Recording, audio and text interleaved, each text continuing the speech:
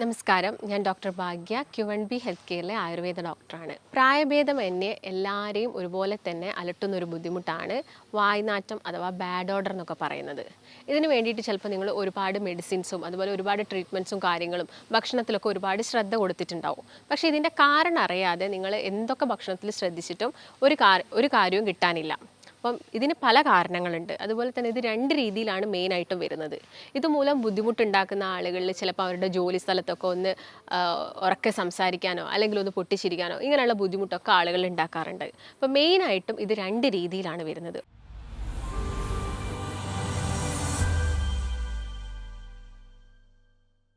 ഒന്ന് ടെമ്പററി ആയിട്ട് വരുന്നതും മറ്റൊന്ന് പെർമനൻ്റ് ആയിട്ട് വരുന്നതും. ടെമ്പററി എന്ന് പറയുമ്പോൾ താൽക്കാലികമായിട്ട് വരുന്നത് അത് നമുക്കറിയാം. അത് നമ്മളെല്ലാവരിലും തന്നെ ഉണ്ടാവുന്നതാണ്. നിങ്ങളിപ്പോൾ രാത്രി കിടന്നുറങ്ങിയിട്ട് രാവിലെ എഴുന്നേൽക്കുന്ന സമയത്ത് നമ്മളെല്ലാവരിലും ഒരു ബാഡ് ഓർഡർ ഈ വായിൽ നിന്ന് വരാറുണ്ട്. ആ സമയത്ത് നമ്മൾ ജസ്റ്റ് ഒന്ന് ബ്രഷ് ചെയ്യുന്ന സമയത്തൊക്കെ അതങ്ങ് ഓക്കെ ആയി പോവും.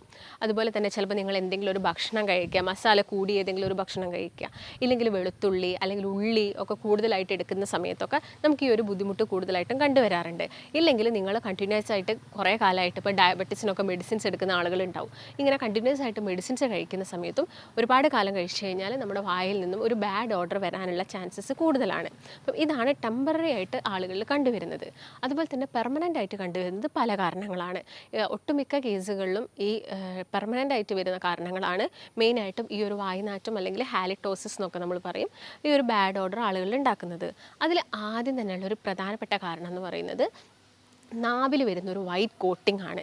നിങ്ങൾ നന്നായിട്ട് നാവ് ക്ലീൻ ചെയ്യുന്നില്ല, അല്ലെങ്കിൽ നിങ്ങൾ ഭക്ഷണം കഴിച്ചിട്ട് നന്നായിട്ട് വായ കഴുകുന്നില്ലെങ്കിൽ ഈ ഒരു വൈറ്റ് കോട്ടിങ് നമ്മുടെ വായിലുണ്ടാവും. നോർമലി നമ്മൾ കഴിക്കുന്ന ഭക്ഷണം നമ്മുടെ വായിൽ നിന്ന് നമ്മൾ ചവയ്ക്കുന്ന സമയത്ത് ഉമിനീരുമായിട്ടാണ് യോജിക്കുന്നത്. ഈ ഉമിനീരുമായിട്ട് യോജിച്ചിട്ടാണ് ഈ ഒരു ദഹനം നമ്മുടെ വായിൽ നിന്ന് തന്നെ സ്റ്റാർട്ട് ചെയ്യുന്നുണ്ട്.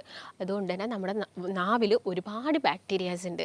ചെറിയ ചെറിയ കുഴികൾ നമ്മുടെ നാവിലുണ്ട്. ഇതിലൊക്കെ ബാക്ടീരിയാസ് ഉണ്ട്. ഈ ബാക്ടീരിയാസ് ഈ ഫുഡും അതുപോലെ തന്നെ ഉമിനീരുമായിട്ട് യോജിച്ചിട്ടാണ് ഡൈജഷൻ നമ്മുടെ മൗത്തിൽ നിന്ന് തന്നെ സ്റ്റാർട്ട് ചെയ്യുന്നത്. ഈ ബാക്ടീരിയാസ് ഇങ്ങനെ ഡൈജഷൻ തുടങ്ങുന്ന സമയത്ത് സൾഫർ പോലുള്ള ഗ്യാസ് പുറത്തോട്ട് വിടും. അതിൻ്റെ ഭാഗമായിട്ടാണ് ഒരു ബാഡ് ഓർഡർ പെട്ടെന്ന് തന്നെ നമ്മുടെ വായയിൽ നിന്ന് വരുന്നത്. അപ്പം ഈ ബാക്ടീരിയാസ് അതിൻ്റെ നാച്ചറാണ് അത് സൾഫർ പുറത്ത് വിടുന്നത്. അപ്പം ഈ ഒരു വൈറ്റ് ആയിട്ടുള്ള ഈ ഒരു പൂപ്പൽ ഉണ്ടെങ്കിൽ എന്താവും, കൂടുതലായിട്ടും ഈ ഒരു സ്മെല്ല് അനുഭവപ്പെടും. അപ്പോൾ നിങ്ങൾ അതൊക്കെ കറക്റ്റ് സമയത്ത് തന്നെ വാഷ് ചെയ്ത് അല്ലെങ്കിൽ ക്ലീൻ ചെയ്യാൻ വേണ്ടിയിട്ട് ശ്രദ്ധിക്കുക. അപ്പം എല്ലാ ദിവസവും നാവ് വടിക്കണമെന്നല്ല, ഒരാഴ്ചയിൽ ഒരു 3 ദിവസമൊക്കെ എന്താണെങ്കിലും നിങ്ങളുടെ നാവ് ക്ലീൻ ചെയ്യാൻ വേണ്ടിയിട്ട് പ്രത്യേകം ശ്രദ്ധിക്കുക.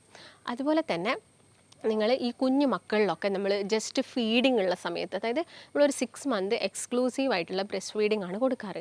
ഈ ഒരു ടൈം പീരീഡിൽ അവരുടെ നാവിലും ഇതുപോലെ തന്നെ വൈറ്റ് കളർ പൂപ്പലായിട്ടുള്ളൊരു ഇത് നമ്മുടെ ആ ഒരു കോട്ടിങ് നിങ്ങൾക്ക് നാവിൽ കാണാൻ വേണ്ടിയിട്ട് സാധിക്കും. അപ്പോൾ അത് നിങ്ങൾ വളരെ ക്ലീൻ ആയിട്ടുള്ളൊരു വൈറ്റ് ക്ലോത്ത് ഉപയോഗിച്ചിട്ട് ജസ്റ്റ് ഒന്ന് വെള്ളത്തിലൊക്കെ മുക്കിയിട്ട് അവരുടെ നാവ് ക്ലീൻ ചെയ്ത് കൊടുക്കാൻ വേണ്ടിയിട്ട് നോക്കുക. അതും അവരുടെ വായിലാണെങ്കിലും ഈ ഒരു ബുദ്ധിമുട്ടും അവർക്ക് പെട്ടെന്ന് കുഞ്ഞുങ്ങൾക്കായതുകൊണ്ട് അവർക്ക് അതിൻ്റെ ഭാഗമായിട്ടുള്ള അസ്വസ്ഥതകളൊക്കെ വരാനുള്ള ചാൻസസ് കൂടുതലാണ്. അപ്പോൾ മെയിനായിട്ടുള്ള ആദ്യത്തെ കാരണം എന്ന് പറയുന്നത് നാവിൽ വരുന്ന വൈറ്റ് കോട്ടിംഗ് ആണ്. രണ്ടാമതായിട്ട് പറയുന്നത് നമ്മുടെ പല്ലിലൊക്കെ വരുന്ന കാൽക്കുലസ്. പല്ലിൽ വരുന്ന കാൽക്കുലസ് എന്ന് പറയുമ്പോൾ നോർമലി നമുക്കറിയാം, നമുക്ക് പല്ലും മോണയും പരസ്പരം യോജിച്ച് കിടക്കുന്നുണ്ട്. അപ്പം ഇതിൻ്റെ ഒരു ഗ്യാപ്പ് വരുന്ന ഈ ഒരു ഏരിയയിൽ കൂടുതലായിട്ട് നമ്മൾ കഴിക്കുന്ന ഭക്ഷണങ്ങളൊക്കെ ഒരുപാട് കാലമായിട്ടൊക്കെ നമ്മൾ വായൊന്നും ക്ലീൻ ചെയ്യുന്നില്ലെങ്കിൽ ഈ ഒരു കാൽക്കുലസ് നിങ്ങളുടെ പല്ലിന് ചുറ്റും വന്ന് അടിഞ്ഞുകൂടും. ഇത് ചിലപ്പം ആദ്യം ഒരു സ്റ്റേജിൽ വൈറ്റായിരിക്കും, പിന്നെ അതൊരു മഞ്ഞ നിറത്തിലോട്ട് പോകും, പിന്നെ അതൊരു ഇൻഫെക്റ്റഡ് ഒക്കെ ആയിട്ട് ഒരു പച്ച നിറത്തിലോട്ടൊക്കെ പോകുന്നത് നിങ്ങൾക്ക് കാണാൻ വേണ്ടിയിട്ട് സാധിക്കും. അപ്പോൾ കൂടുതലായിട്ടും ഇങ്ങനെയുള്ള ആളുകളിൽ മോണരോഗങ്ങൾ വരാനുള്ള ചാൻസസ് കൂടുതലാണ്. നിങ്ങൾ ബ്രഷ് ചെയ്യുന്ന സമയത്ത് ചിലപ്പം ബ്ലീഡിങ് വരാം, പല്ല് ജസ്റ്റ് ഒന്നതായിട്ട് ബ്ലീഡിങ് വരാം, പല്ല് ഇളകി പോവാം. ഇങ്ങനെയുള്ള കാരണങ്ങളൊക്കെ ഈ പല്ലിൽ വരുന്ന കാൽക്കുലസിൻ്റെ ഭാഗമായിട്ടാണ്. അപ്പോൾ ഇതിങ്ങനെ ഇടയ്ക്കിടയ്ക്ക് വരുന്ന ആളുകളാണെങ്കിൽ എല്ലാ ദിവസവും ക്ലീൻ ചെയ്യുക. അതുപോലെ തന്നെ ഈ ടങ്ക്, അതുപോലെ തന്നെ നമ്മുടെ പല്ലിൻ്റെ ഇടയിലുള്ള അഴുക്കളും കാര്യങ്ങളൊക്കെ പോക്കാൻ വേണ്ടിയിട്ട് നിങ്ങൾ ഈ ക്ലോസും കാര്യങ്ങളൊക്കെ യൂസ് ചെയ്യാൻ വേണ്ടിയിട്ട് നോക്കുക. ഫുഡ് പാർട്ടിക്കിൾസൊക്കെ ഉണ്ടെങ്കിൽ അത് റിമൂവ് ചെയ്യാൻ വേണ്ടിയിട്ട് പ്രത്യേകം ശ്രദ്ധിക്കണം. പിന്നെ മൂന്നാമതായിട്ട് പറയുന്നത് നമ്മുടെ പല്ലിന് എന്തെങ്കിലും ഡീക്കെ അല്ലെങ്കിൽ കേടുണ്ടെങ്കിൽ, നിങ്ങൾക്കിപ്പോൾ നിങ്ങളുടെ വായിലൊക്കെ കേടുള്ള പല്ലുണ്ടെങ്കിൽ അവിടെ, അല്ലെങ്കിൽ പല്ലിന് ഈ കുഴികളുണ്ടെങ്കിൽ അവിടെ നിങ്ങൾ കഴിക്കുന്ന ഭക്ഷണം പോയിട്ട് ഡെപ്പോസിറ്റ് ആവും. ഡെപ്പോസിറ്റ് ആയി കഴിഞ്ഞാലും ഈ ബാക്ടീരിയാസുമായിട്ടാണ് ഇത് പ്രവർത്തിക്കുന്നത്. അപ്പോൾ ബാക്ടീരിയാസുമായിട്ട് പ്രവർത്തിക്കുന്ന സമയത്ത് വീണ്ടും ഈ ഗ്യാസ് പുറത്തോട്ട് വിടുകയും അതിൻ്റെ ഭാഗമായിട്ട് ഈ ഒരു ബാഡ് ഓർഡർ വരാനുള്ള ചാൻസസ് കൂടുതലാണ്. അപ്പോൾ മെയിനായിട്ടുള്ള 3 കാരണങ്ങൾ ഇതൊക്കെ തന്നെയാണ്. അങ്ങനെ നിങ്ങളുടെ വായിൽ പല്ല് കേടായിട്ടുണ്ടെങ്കിൽ നിങ്ങളത് പെട്ടെന്ന് തന്നെ റിമൂവ് ചെയ്യാൻ വേണ്ടിയിട്ട് നോക്കുക, അല്ലെങ്കിൽ അടുത്ത എന്തെങ്കിലും പ്രൊസീജിയേഴ്സും കാര്യങ്ങളൊക്കെ ചെയ്യാം. പിന്നെ മറ്റൊരു മെയിൻ റീസൺ എന്ന് പറയുന്നത് നമ്മുടെ വായിൽ വരുന്ന അൾസറാണ്. നിങ്ങൾക്ക് ഇടയ്ക്കിടയ്ക്ക് അൾസർ വരുന്ന ആളുകളാണെങ്കിൽ നിങ്ങളതിന് പ്രത്യേക ശ്രദ്ധ കൊടുക്കണം. ഇത് നിങ്ങൾക്കൊരു ബാഡ് ഓർഡർ ഉണ്ടാക്കാനും കാരണമാവുന്നുണ്ട്. അതുപോലെ തന്നെ നിങ്ങളുടെ വയറ്റിലോട്ട് ഈ അൾസേഴ്സ് വരാനും ചാൻസസ് കൂടുതലാണ്. അപ്പം ആദ്യം തന്നെ നിങ്ങളുടെ വായിൽ അൾസേഴ്സ് ചെറിയ രീതിയിൽ വരുന്നുണ്ടെങ്കിൽ നിങ്ങൾ അതിനൊരു പ്രത്യേക ശ്രദ്ധ കൊടുക്കുകയും ഒരു ഡോക്ടറിൻ്റെ നിർദ്ദേശമൊക്കെ എടുക്കുന്നത് എപ്പോഴും നല്ലതാണ്. മറ്റൊരു പ്രധാനപ്പെട്ട റീസൺ എന്ന് പറയുന്നത് നിങ്ങളുടെ സലൈവറി ഗ്ലാൻഡ്സ്, നമ്മുടെ സലൈവറി ഗ്ലാൻഡ്സിൽ എന്തെങ്കിലും സ്റ്റോണോ കാര്യങ്ങളോ ഉള്ള ആളുകളിൽ, അല്ലെങ്കിൽ ഉമിനീരിൻ്റെ പ്രൊഡക്ഷൻ കുറഞ്ഞു കഴിഞ്ഞാൽ, ഉമിനീരിൻ്റെ പ്രൊഡക്ഷൻ കുറയാനുള്ളൊരു മെയിൻ റീസൺ എന്ന് പറയുന്നത് നമുക്ക് നിങ്ങളുടെ വായിലൊക്കെ ഒരു ഡ്രൈനെസ് നിങ്ങൾക്ക് അനുഭവപ്പെടാം. ഇത് കൂടുതലായിട്ടും കണ്ടുവരുന്നത് ഡയബറ്റിക് പേഷ്യൻസിലാണ്. അവർ ചിലപ്പം ഒരുപാട് കാലം അല്ലെങ്കിൽ വർഷങ്ങളോളമായിട്ട് അവർക്ക് ഡയബറ്റീസ് ഉണ്ടെങ്കിൽ ഈ ഉമിനീരിൻ്റെ പ്രൊഡക്ഷൻ കുറയാനുള്ള ചാൻസസ് കൂടുതലാണ്. അപ്പം ഈ കാര്യങ്ങൾ നിങ്ങൾ പ്രത്യേകം ശ്രദ്ധിക്കുക. അപ്പം നിങ്ങൾക്ക് ഞാൻ പറഞ്ഞു ഇതിനൊരു റൂട്ട് കോസ് എന്താണെങ്കിലും ഉണ്ടായിരിക്കും. അല്ലാതെ നിങ്ങളിപ്പോൾ എത്ര ബ്രഷ് ചെയ്തിട്ടോ അല്ലെങ്കിൽ എത്ര നാവ് അടിച്ചിട്ടോ ഒന്നും ചിലപ്പോൾ ഇത് മാറണമെന്നില്ല. പല കാരണങ്ങളുണ്ട്. അപ്പം ഞാൻ നേരത്തെ പറഞ്ഞ പോലെ ഡയബറ്റീസ് ഉള്ള ആളുകൾ, വർഷങ്ങളായിട്ടുള്ള ഡയബറ്റീസ് ആണെങ്കിൽ അതാദ്യം കൺട്രോളിൽ വരുത്തണം. അത് കൺട്രോളിൽ വന്നാൽ മാത്രമേ ഈ ഒരു ബുദ്ധിമുട്ട് അവർക്ക് കുറയുള്ളൂ. അതുപോലെ തന്നെ നിങ്ങൾക്ക് ഒരുപാട് കാലമായിട്ട് അസിഡിറ്റീൻ്റെ പ്രശ്നമുണ്ട്, ഈ ഹൈപ്പർ അസിഡിറ്റി അല്ലെങ്കിൽ ഹൈപ്പോ അസിഡിറ്റി ഇങ്ങനെയുള്ള പ്രശ്നങ്ങൾ ഉണ്ടെങ്കിലും ഇത് നിങ്ങൾക്ക് വായുനാറ്റം അല്ലെങ്കിൽ ഹാലിറ്റോസിസ് വരാനുള്ളൊരു കാരണമാവുന്നുണ്ട്. അപ്പം ഇതിനെല്ലാം നമ്മുടെ ബേസ് തുടങ്ങുന്നത് വെച്ചാൽ ട്രീറ്റ്മെൻറ്റ് ആണെങ്കിലും നമ്മുടെ ബേസ് നമ്മൾ സ്റ്റാർട്ട് ചെയ്യേണ്ടത് നമ്മുടെ വയറ്റിൽ നിന്ന് തന്നെയാണ്. അതായത് നമ്മുടെ ഗട്ട് ശരിയാക്കി കഴിഞ്ഞാൽ മാത്രമേ നമുക്ക് ഇങ്ങനെയുള്ള പ്രശ്നങ്ങളൊക്കെ സോൾവ് ചെയ്യാൻ വേണ്ടിയിട്ട് സാധിക്കുള്ളൂ. അതുപോലെ തന്നെ മറ്റൊരു മെയിൻ പ്രധാനപ്പെട്ട കോസ് എന്ന് പറയുന്നത് സിഗരറ്റ് സ്മോക്കിംഗ് ആണ്. നിങ്ങൾക്ക് കണ്ടിന്യൂസ് ആയിട്ട് അല്ലെങ്കിൽ നിങ്ങൾ വർഷങ്ങളായിട്ട് സ്മോക്കിംഗ് ചെയ്യുന്നുണ്ടെങ്കിൽ ഇതിൽ കാണപ്പെടുന്ന നിക്കോട്ടിൻ എന്ന് പറഞ്ഞ ഘടകം നിങ്ങൾക്ക് ഈ ഒരു പ്രശ്നം ഉണ്ടാക്കാൻ കാരണമാവുന്നുണ്ട്. ഇത് കൂടുതലായിട്ടും നിങ്ങൾ സ്മോക്ക് ചെയ്യുന്ന സമയത്ത് നമ്മുടെ പല്ലിലാണെങ്കിലും വായയിലാണെങ്കിലുള്ള ഈ ചെറിയൊരു തിന്നായിട്ടുള്ള മ്യൂക്കസ് മെംബ്രെയിൻ ഉണ്ട്, ഈ കോട്ടിങ്ങിൽ വന്ന് കിടക്കുന്നതിൻ്റെ ഭാഗമായിട്ട് നിങ്ങൾക്ക് ഈ ഒരു വായുനാറ്റം അനുഭവപ്പെടാനുള്ള ചാൻസസ് കൂടുതലാണ്. മറ്റൊരു പ്രധാനപ്പെട്ട കാരണം എന്ന് പറയുന്നത് വെപ്പ് പല്ല് യൂസ് ചെയ്യുന്ന ആളുകൾ. ഒരു വെപ്പ് പല്ലാണ് യൂസ് ചെയ്യുന്നുണ്ടെങ്കിൽ അത് എല്ലാ ദിവസവും രാത്രി കിടക്കുന്നതിന് മുൻപ് തന്നെ അത് റിമൂവ് ചെയ്തിട്ട് ക്ലീൻ ചെയ്ത് അത് വെള്ളത്തിലിട്ട് വെക്കുക, അല്ലെങ്കിൽ അത് ക്ലീൻ ചെയ്തതിന് ശേഷം മാത്രം അടുത്ത ദിവസം യൂസ് ചെയ്യാൻ വേണ്ടിയിട്ട് പ്രത്യേകം ശ്രദ്ധിക്കുക. ഇല്ലെങ്കിൽ ഇതിൻ്റെ ഇടയിലൊക്കെ ബാക്ടീരിയാസ് വന്ന് കിടന്നിട്ട് അല്ലെങ്കിൽ ഫുഡ് പാർട്ടിക്കിൾസുമായിട്ട് അത് ജോയിൻ ചെയ്തിട്ട് ഇങ്ങനെയുള്ള പ്രശ്നങ്ങൾ ഉണ്ടാക്കാനുള്ള ചാൻസസ് വളരെയധികം കൂടുതലാണ്. അപ്പോൾ മെയിനായിട്ട് ഞാൻ പറഞ്ഞ കാരണങ്ങൾ നിങ്ങൾ നോക്കുക. നിങ്ങൾക്ക് ഇതിൽ ഏതെങ്കിലും ഉണ്ടോ, അല്ലെങ്കിൽ ഇത് മൂലമാണോ വരുന്നത്, അല്ലെങ്കിൽ കരൾ വീക്ക് ഉണ്ടെങ്കിൽ, അതായത് കരൾ വീക്ക് എന്ന് പറയുമ്പോൾ നമുക്കറിയാം നമ്മുടെ ലിവറിന് എന്തെങ്കിലും പ്രശ്നം ഉണ്ടെങ്കിൽ, ഹെപ്പാറ്റോമെഗാലി പോലുള്ള കണ്ടീഷനുള്ള ആളുകളാണെങ്കിലും പ്രോപ്പറായിട്ടുള്ളൊരു ആസിഡ് ബാലൻസും കാര്യങ്ങളൊന്നും നമ്മുടെ ബോഡിയിൽ വരണമെന്നില്ല. അതിൻ്റെ ഭാഗമായിട്ട് നിങ്ങൾക്ക് ഈ ഒരു വായുനാറ്റം പോലുള്ള പ്രശ്നങ്ങൾ വരാനുള്ള ചാൻസസ് കൂടുതലാണ്. പിന്നെ കുട്ടികളിൽ വളരെ കോമൺ ആയിട്ടുള്ളൊരു കേസ് എന്ന് പറയുന്നത് അവരിൽ ടോൺസിൽ അല്ലെങ്കിൽ അഡിനോയിഡിന് വരുന്ന ഇൻഫെക്ഷനാണ്. ഈ അഡിനോയിഡിന് അല്ലെങ്കിൽ ടോൺസിൽ വരുന്ന കുഞ്ഞുങ്ങളിൽ അവർക്ക് ബ്രീത്തിങ്, അതായത് ശ്വാസം എടുക്കാനൊക്കെ നല്ല ബുദ്ധിമുട്ടുണ്ടാവും.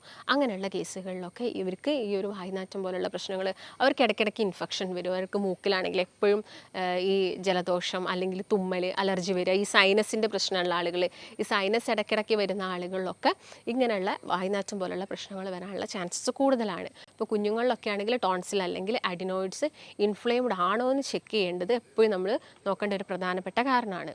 പിന്നെ ശ്വാസകോശ സംബന്ധമായ അസുഖങ്ങൾ ഞാൻ നേരത്തെ പറഞ്ഞ പോലെ തന്നെ അലർജി, ചുമ, തുമ്മൽ, അതുപോലെ തന്നെ മറ്റെന്തെങ്കിലും നിങ്ങൾക്കിപ്പോൾ വല്ലാത്ത വീസിങ് ഉണ്ട്, ആസ്തമയുണ്ട്, ഇങ്ങനെയുള്ള പ്രശ്നങ്ങളുള്ള ആളുകളാണെങ്കിലും ഈ വായുനാറ്റം പോലുള്ള അസുഖം വരാനുള്ള ചാൻസസ് കൂടുതലാണ്. അപ്പം ഇപ്പം നോക്കുന്ന കേസിൽ ഒരു 70% ആളുകളിലും ഈ ബാക്ടീരിയാസ് കൂടുതലായിട്ട് വരുന്നതുകൊണ്ടാണ്. അപ്പം നിങ്ങൾ എപ്പോഴും എന്ത് ചെയ്യുക, നാവ് ക്ലീൻ ചെയ്യുക, അതുപോലെ തന്നെ വായ എപ്പോഴും ഗാർഗിൾ ചെയ്യാൻ വേണ്ടിയിട്ട് നോക്കുക. നിങ്ങൾക്ക് സാധാ വെള്ളം ഉപയോഗിച്ച് ഗാർഗിൾ ചെയ്യാം, അല്ലെങ്കിൽ വെള്ളത്തിൽ കുറച്ച് ഉപ്പിട്ടിട്ട് നിങ്ങൾക്ക് ഗാർഗിൾ ചെയ്യാം, ഇല്ലെങ്കിൽ നിങ്ങൾക്ക് പേരക്കയുടെ ഇല ആഡ് ചെയ്തിട്ട് നിങ്ങൾക്കൊന്ന് വായൊക്കെ ഗാർഗിൾ ചെയ്യുന്നതൊക്കെ ഈ പ്രശ്നമൊക്കെ കുറയ്ക്കാൻ വേണ്ടിയിട്ട് സഹായിക്കും. പിന്നെ നിങ്ങൾ ഇടയ്ക്കിടയ്ക്ക് പോയിട്ട് നിങ്ങളുടെ പല്ല് ക്ലീൻ ചെയ്യുന്നതൊന്നും നമ്മുടെ പല്ലിന് അത്ര നല്ലതല്ല. അപ്പം എപ്പോഴെങ്കിലും 6 മന്ത് കൂടുമ്പോൾ അല്ലെങ്കിൽ ഇയർലി വൺസ് ആ ഒരു രീതിയിൽ നമ്മുടെ പല്ലൊക്കെ ക്ലീൻ ചെയ്യാൻ വേണ്ടിയിട്ട് നോക്കുക. അതുപോലെ തന്നെ ക്ലിപ്പൊക്കെ ഇടുന്ന ആളുകളാണെങ്കിൽ നിങ്ങളുടെ ക്ലിപ്സൊക്കെ ഇടയ്ക്കിടയ്ക്ക് നന്നായിട്ട് എന്തെങ്കിലും ചെറിയ ഒരു ഈർക്കിൽ അങ്ങനെ എന്തെങ്കിലും ഒരു കാര്യം ഉപയോഗിച്ച് നിങ്ങളെ ക്ലിപ്പിൻ്റെ ഇടയിൽ വന്ന് കിടക്കുന്ന ഈ ഫുഡ് വേസ്റ്റും കാര്യങ്ങളൊക്കെ റിമൂവ് ചെയ്യാൻ വേണ്ടിയിട്ട് പ്രത്യേകം ശ്രദ്ധിക്കുക. അതുപോലെ തന്നെ ഇടയ്ക്കിടയ്ക്ക് ഈ തൊണ്ടവേദന വരിക, ഈ ത്രോട്ട് ഇൻഫെക്ഷൻ വരുന്ന ആളുകളിലാണെങ്കിലും ഇങ്ങനെയുള്ള പ്രശ്നങ്ങൾ വരാൻ ചാൻസസ് കൂടുതലാണ്. അപ്പോൾ എന്ത് കാരണങ്ങൾ കൊണ്ടാണ് വരുന്നത് എന്ന് ഫസ്റ്റ് നിങ്ങൾ എന്ത് ചെയ്യണം, ചെക്ക് ചെയ്തിട്ട് ഇതിന് വേണ്ട ട്രീറ്റ്മെൻറ്റ്സും കാര്യങ്ങളൊക്കെ സ്റ്റാർട്ട് ചെയ്യുക.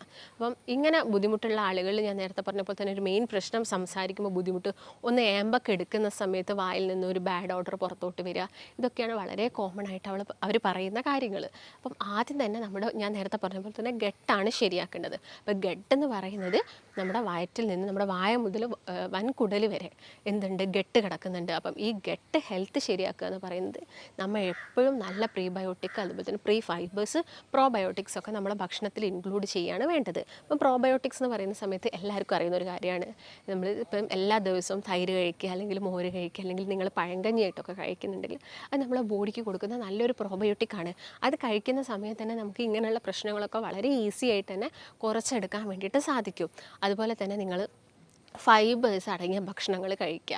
കൂടുതലായിട്ടും ഓയിലി ഫുഡുകൾ, അല്ലെങ്കിൽ കൂടുതലായിട്ട് മധുരം മധുരം കഴിച്ചാൽ നമുക്കറിയാം നമ്മുടെ പല്ലിനൊക്കെ പെട്ടെന്ന് ആ ഒരു ഡീക്കേ കാര്യങ്ങളൊക്കെ വരും. അപ്പോൾ കൂടുതലായിട്ട് മധുരം കഴിക്കുന്നതും ഓയിലി കഴിക്കുന്നതും അതുപോലെ തന്നെ അമിതമായിട്ട് അന്നജം അടങ്ങിയ ഫുഡ് കഴിക്കുന്നതൊക്കെ ഇങ്ങനെയുള്ള ഗ്യാസിൻ്റെ പ്രശ്നത്തിനും അതുപോലെ തന്നെ അസിഡിറ്റി പോലുള്ള പ്രശ്നത്തിനും എല്ലാം നമ്മുടെ ഓർഗൻസിനാണെങ്കിലൊക്കെ പ്രശ്നം ഉണ്ടാക്കും. അപ്പം ഈ മെയിൻ ഫുഡുകളൊക്കെ നിങ്ങൾ മാക്സിമം ഒഴിവാക്കിയിട്ട് നല്ല നമുക്ക് ഹെൽത്തി ആയിട്ട് കഴിക്കാൻ പറ്റുന്ന വെജിറ്റബിൾസ്, സാലഡ്സ്, കുക്കുംബർ അതൊക്കെ നന്നായിട്ട് കഴിക്കുക. അപ്പം ഒനിയനൊക്കെ കഴിച്ചാൽ ആ ഒരു സമയത്ത് നമുക്കൊരു ബാഡ് ഓർഡർ ഫീൽ ചെയ്യുകയും കൂടി അത് നമ്മളെ ബോഡിക്ക് ഒരുപാട് നല്ലതാണ്. അതിലൊരുപാട് ഫൈബേഴ്സും കാര്യങ്ങളും അടങ്ങിയിട്ടുണ്ട്.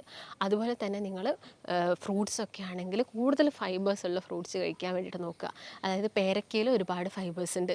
അതുപോലെ തന്നെ ഇപ്പം ആപ്പിൾ എടുക്കുകയാണെങ്കിൽ ഫൈബർ റിച്ച് ആയിട്ടുള്ളൊരു ഫ്രൂട്ടാണ്.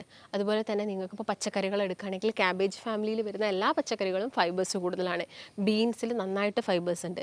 ഇങ്ങനെ ഫൈബേഴ്സ് ഉള്ള വെജിറ്റബിൾസ് ഒരുപാട് വെറുതെ കുറേ വെജിറ്റബിൾസ് നിങ്ങൾ കഴിക്കുന്നതിൽ നല്ലത് നമ്മളത് സെലക്റ്റീവായിട്ട് ഓക്കെ ഇതിൽ ഫൈബേഴ്സ് കൂടുതലാണ്, ഇതിൽ ഇത്ര വൈറ്റമിൻസ് ഉണ്ട്, അതൊക്കെ ഒന്ന് അറിഞ്ഞിട്ട് നമ്മൾ കഴിക്കുകയാണെങ്കിൽ നമുക്ക് അതിൻ്റെ ഒരു എഫക്റ്റ് പെട്ടെന്ന് കിട്ടും. അപ്പം ഇങ്ങനെയുള്ള കാര്യങ്ങളൊക്കെ നിങ്ങളുടെ ഭക്ഷണത്തിൽ മെയിനായിട്ട് ശ്രദ്ധിക്കുക. അതുപോലെ തന്നെ ഞാൻ നേരത്തെ പറഞ്ഞ പോലെ ഡീപ്പ് ഫ്രൈ ആയിട്ട് കഴിക്കുന്നതൊക്കെ ഒഴിവാക്കുക.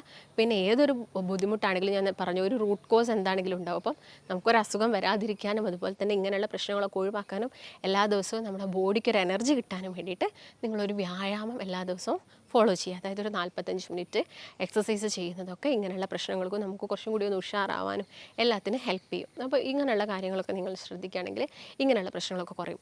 നിങ്ങൾ ഫുഡിൽ ഒരുപാട് ശ്രദ്ധിക്കുന്നുണ്ട് എന്നിട്ടും ശരിയാകുന്നില്ല, പ്രോബയോട്ടിക്സ് കഴിക്കുന്നുണ്ട്, പ്രീ ഫൈബേഴ്സ് എടുക്കുന്നുണ്ട്, എന്നിട്ടും നിങ്ങൾക്ക് ഇതൊന്നും മാറുന്നില്ലെങ്കിൽ നമുക്ക് ചിലപ്പോൾ മെഡിക്കേഷൻസ് എടുക്കേണ്ടി വരും. നമ്മുടെ ഗട്ട് ഹെൽത്ത് ഓക്കെ ആക്കുന്ന രീതിയിലുള്ള മരുന്നുകളും കാര്യങ്ങളൊക്കെ ചിലപ്പോൾ നിങ്ങൾ കഴിക്കേണ്ടി വരും. അപ്പോൾ ആ ഒരു രീതിയിലും നിങ്ങൾ മെഡിസിൻസ് സ്റ്റാർട്ട് ചെയ്യാൻ ആഗ്രഹിക്കുന്ന ആളുകളൊക്കെ ആണെങ്കിൽ നിങ്ങൾക്ക് താഴെ കാണുന്ന നമ്പറിലൊക്കെ കോൺടാക്റ്റ് ചെയ്യാം. അതുപോലെ തന്നെ നിങ്ങൾക്ക് ഇതിനെക്കുറിച്ച് മറ്റെന്തെങ്കിലും ഡൗട്ടോ കാര്യങ്ങളോ അല്ലെങ്കിൽ നിങ്ങൾക്ക് ഇത് ഒരുപാട് കാലമായിട്ട് ഈ ബുദ്ധിമുട്ടുണ്ട്, നിങ്ങൾക്ക് പ്രയാസങ്ങളും കാര്യങ്ങളൊക്കെ ഉണ്ടെങ്കിൽ നിങ്ങൾ താഴെ കാണുന്ന നമ്പറിൽ ബന്ധപ്പെടുക. നമുക്ക് മറ്റൊരു നല്ല ഹെൽത്ത് ടോപ്പിക്കുമായിട്ട് വീണ്ടും കാണാം. നന്ദി.